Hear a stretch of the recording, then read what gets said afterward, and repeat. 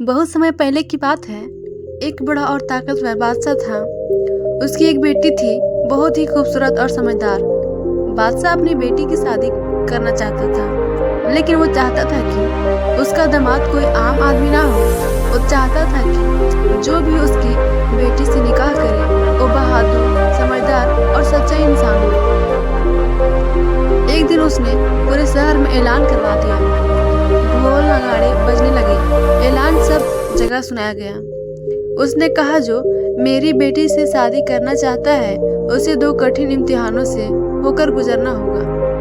लोग चौंक गए, सोच में पड़ गए, ऐसा कौन सा इम्तिहान? बादशाह ने कहा, पहला इम्तिहान यह होगा कि उसे एक शेर के बाड़े में जाना होगा। वो शेर भूखा है, बहुत खतरनाक है और उस शेर की आंखें निकाल कर लानी होगी। लोगों की रूह कांप गई। यह सुनकर फिर बादशाह ने दूसरा इम्तिहान बताया। शहर की सबसे बड़ी तवायफक जो कि अपनी खूबसूरती और अदाओं के लिए मशहूर है, उसे कोई भी मर्द देखकर अपना आपा खो बैठता है। उसकी तवायफ के पास जाकर उसे पूरी तरह से नजरअंदाज करना होगा। उसे सारिफी और सच्चाई का सबूत देना होगा। बादशाह ने ऐलान किया, जो इन दोनों इम्तिहानों में कामयाब होगा वो मेरी बेटी से शादी कर सकता है। पूरा शहर यह खबर सुनकर हक्का बक्का रह गया। कुछ लोग हंसे, कुछ डरे, कुछ ने इस पागलपन कहा, और कुछ ऐसे भी थे जिनके दिलों में उम्मीद जागी। बादशाह ने पहले इम्तिहान के लिए एक गुफा तैयार करवाई। उसके अंदर बहुत बड़ा पिंजरा था जिसे भूखा शेर रखा गया था। बादशाह ने सबको चैलेंज दिया, अगर कोई है मर्दों में मर्द तो आकर दिखाए। पूरा शहर उस दिन के इंतजार में था जहां कोई साहसी आके बढ़े और इस चमत्कार को कर दिखाए। बादशाह के ऐलान को कुछ ही दिन बीते थे, पूरा शहर इस चर्चा में डूबा था कि कौन आगे बढ़ेगा, किसके अंदर इतना साहस है कि वह शेर की आंखें निकाल सके और फिर उस बड़ी अपनी नजरें झुका सके। हर रोज लोग मैदान में जमा होते, मगर कोई आगे नहीं आता। कभी कोई बहाना करता, मेरे पैर में दर्द है, तो कोई कहता, मुझे तो बस देखने आया हूँ। एक दिन दूर के इलाके से एक गरीब खान नाम का नौजवान आया। उसके कपड़े साधारण थे, चप्पल घिसी हुई थी, मगर आंखों में हिम्मत, सीने में एक दिन जानी है, जान तो एक दिन जानी है। अगर कुछ करके जाए तो कहानी बनती है, वरना जिंदगी भीड़ में गुम हो जाती है। लोगों ने हंसते हुए कहा, इस खान को देखो, खुद को क्या समझता है। कोई बोला, शेर के आगे यह टिकेगा नहीं। पर खान चुप था, ना हंसी, ना फिक्र, ना हार का डर। फिर एक बुजुर्ग ने खान से कहा, बेटा, शेर से भला कौन जीत पाएगा? खान ने सिर झुकाकर जवाब दिया, बाबा, मैं शेर नहीं, अपने डर से लड़ने आया हूँ। बादशाह ने पहली परीक्षा की तैयारी शुरू करवा दी। शहर के लोग मैदान में जमा हो गए। सभी को बेसब्री थी इस मुकाबले को देखने की। शेर को भूखा रखा गया था 2 दिन से, ताकि उसकी कुदरता और तेज हो जाए। लोहे का बड़ा सा दरवाजा तैयार किया गया, जिसके पीछे शेर दहाड़ रहा था।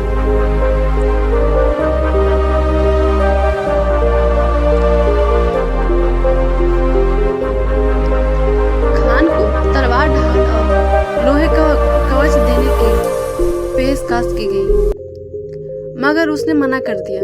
बोला, अगर मैं हथियार लेकर जाऊं तो फिर मेरी नीयत पर शक होगा।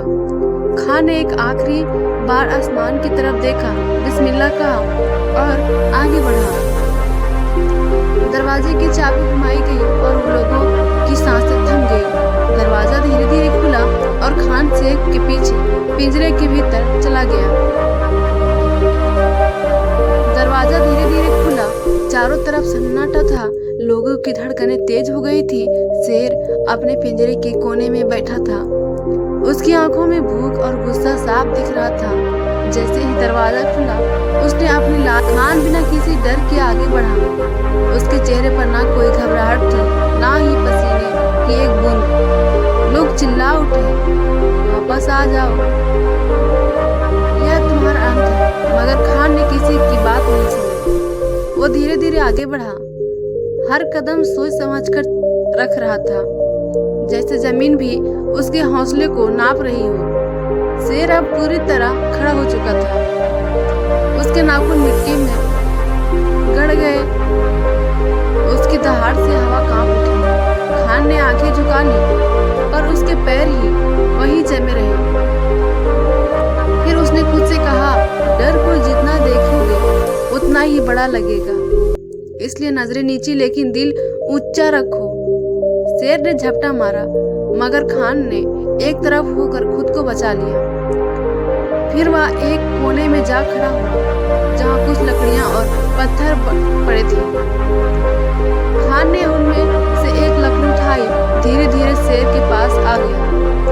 उसने लकड़ी जमीन पर रगड़ी, थोड़ा सा आग पैदा करने की कोशिश की। शेर कुछ देर के लिए ठीक गया। उसे समझ नहीं आया कि यह इंसान कर क्या रहा है।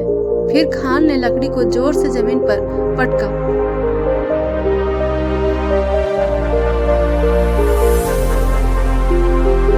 आवाज हुई, शेर चौंका और पीछे हटा। खान ने उसी मौके का फायदा उठाया, एक पत्थर उठाकर शेर की आंखों के पास फेंका। शेर तिलमिला उठा, लेकिन खान पीछे नहीं हटा। अब लोगों की आंखें खुली की खुली रह गई। जो लोग पहले खान का मजाक उड़ा रहे थे, अब उसके हौसले पर हैरान थे। खान ने शेर को थकने दिया, उसकी हर चाल पर नजर रखी। फिर जैसे ही शेर थका और बैठा, खान ने धीरे धीरे उसके पास जाकर दोनों आंखों को अपने कुर्ते से ढक लिया। शेर हिला भी नहीं। शायद थकान और खान के आत्मविश्वास ने उसे शांत कर दिया था। खान ने दोनों आंखें धीरे धीरे से निकाली, एक कपड़े बांधी और वापस दरवाजे की ओर बढ़ा। दरवाजा खोला गया और खान बाहर आ गया। भाग चार दरबार में सब हैरान। क्या अब तवाफ से बच पाना मुमकिन है? खान जैसे ही शेर की आंखें खोला, आंखें लेकर बाहर आया, पूरा मैदान तालियां और नारों से गूंज उठा। लोगों को अपनी आंखों पर यकीन नहीं हो रहा था। जो शेर को देखकर डर के मारे पीछे हट जाते थे, वो खान अब शेर की आंखें लेकर लौट चुका था। बादशाह अपने सिंहासन पर खड़ा हो गया। उसने पहली बार किसी आम इंसान को इतनी हिम्मत से मौत को हराते देखा था। उसके वजीर और सिप सलार भी दंग रह गए। बादशाह ने शेर की आंखें देखी और असली थी, गिली थी और ताजा खून से भरी हुई थी। कोई शक नहीं था कि यह शेर की यही आंखें थी। उसने कहा, खान, तुमने पहला इम्तिहान पास कर लिया। अब दूसरा इम्तिहान और भी कठिन है, क्योंकि इसमें तुम्हें खुद से नहीं, अपने जज्बात से लड़ना होगा। अब बात थी उस तोयफक की, जिसका नाम सुनते ही बड़े बड़े दिल हार जाते थे। उसका नाम था नूरजहां। उसकी आंखों में एक ऐसा जादू था कि जिसे देख के वह खुद को भूल जाए। उसका घर शहर के सबसे बड़े कोठे पर था, जहाँ सिर्फ अमीर लोग ही रहते थे और वहाँ सिर्फ अमीर लोग ही जा सकते थे। लेकिन बादशाह ने हुक्म दिया कि खान को उसी शाम वहाँ भेज दिया जाए। लोगों को यकीन नहीं हो रहा था कि खान यह भी कर पाएगा, क्योंकि शेर से तो ताकत की लड़ाई थी, पर यह इम्तिहान दिल की थी। दरबार में चर्चा शुरू हो गई। क्या खान अब भी खुद को संभाल पाएगा? शरीर पर जख्म लगाना आसान है, मगर नजर झुकाकर बैठना सबसे मुश्किल। खान शांत था, उसके चेहरे पर ना घमंड था ना डर। उसने बस इतना कहा, जिसने शेर की आंखें निकाली वो अपनी नजरें काबू में रखना भी जानता है। शाम होने लगी। बादशाह ने एक सवारी भेजी जो खान को लेकर नूरजहां के कोठे की ओर चली गई। रास्ते में लोग जमा थे। कोई हाथ हिला रहा था, कोई सलाम कर रहा था, कोई आंखों में उम्मीद लिए उसे देख रहा था। जब खान वहां पहुंचा तो कोठे की सजावट देखकर उसकी आंखें चुम गई। हर तरफ रोशनी, इत्र की खुशबू, नाच गाने की गूंज। बाहर पहरेदारों ने उसे अंदर जाने दिया।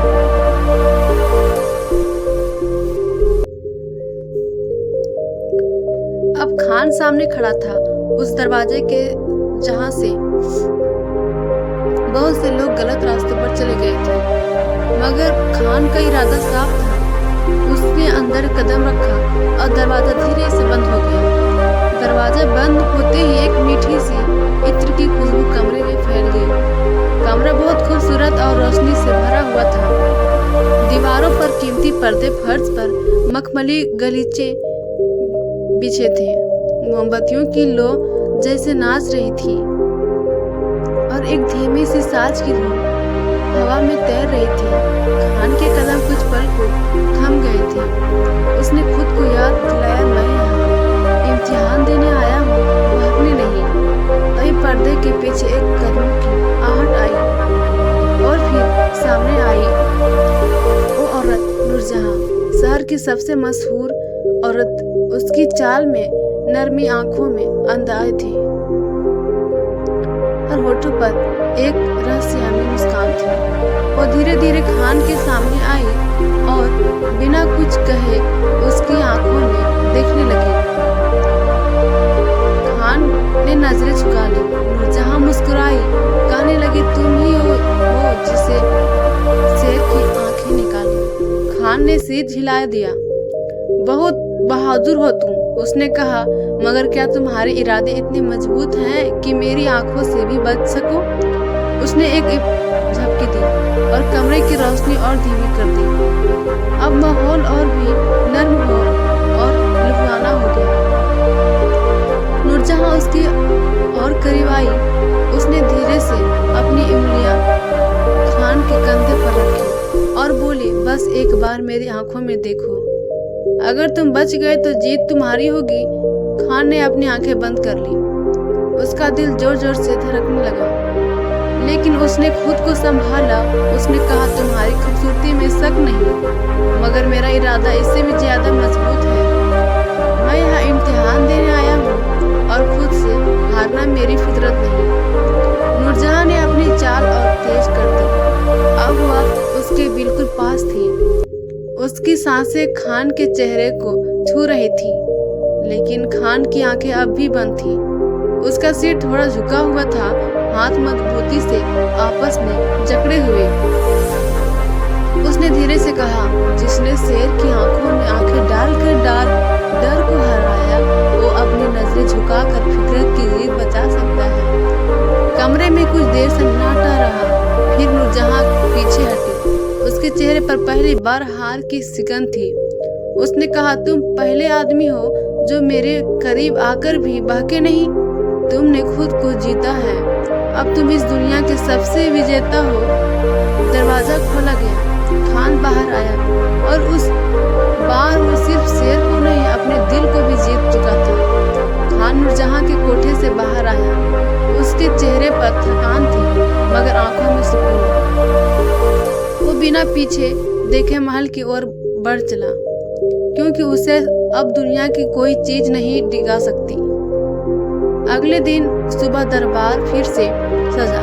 सभी वजीर, सिपाही, बुजुर्ग और आम लोग मौजूद थे। हर कोई उत्सुक था जानने को कि क्या खान ने दोनों इम्तिहान पूरे कर लिए।